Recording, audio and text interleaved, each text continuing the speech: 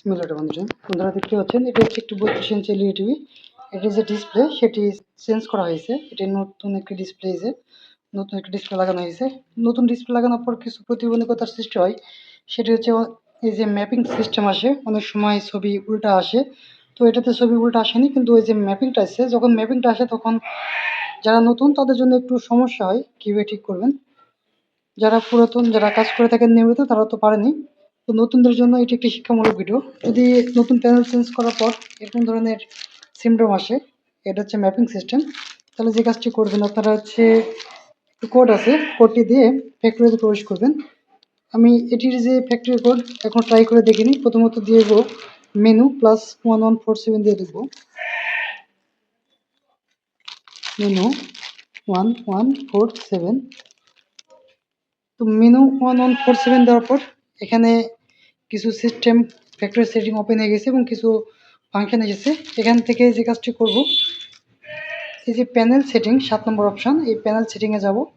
যাওয়ার পর এখান থেকে দেখতে পাচ্ছেন এখানে প্যানেল যে প্রিসেট প্যানেল আইডি, এই প্যানেল আইডি যেটি আছে এটি এখন বর্তমান 3 নম্বর করা আছে। এই প্যানেল আইডিটি চেঞ্জ করব। 3 আছে, 4 করলাম, দেখেন ব্ল্যাঙ্ক হয়ে গেছে। এই মতো অবস্থায় কেউ বই পেয়ে বন্ধ করবেন না বা বের হবেন না। যেখানে টিপ দিয়েছিলেন সেখানে আবার টিপ দেবেন। 4-এ ব্ল্যাঙ্ক হয়েছে।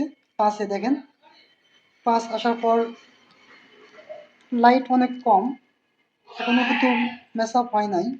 6 ব্ল্যাঙ্ক, 7 আবারও 7-ও ঠিক হয় নাই, 8, 9, 10, 11, 12, 0।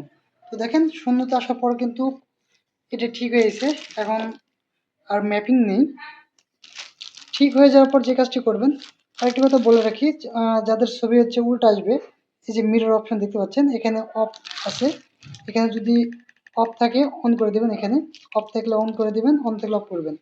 আমি যদি এখন অন করে দিই তাহলে ছবি আর উল্টে যাবে। দেখেন এই যে ছবি উল্টে গেছে। এখন যদি আবার অফ করে দিই আবার হচ্ছে ছবিটা সিধে হয়ে যাবে। তো এই ছিল একটা ভিডিওটি দেখার জন্য সবাইকে ধন্যবাদ। আর আমার চ্যানেলটি সবাই অবশ্যই সাবস্ক্রাইব করে রাখবেন। ভিডিওতে লাইক, কমেন্ট, শেয়ার করবেন। ধন্যবাদ সবাইকে।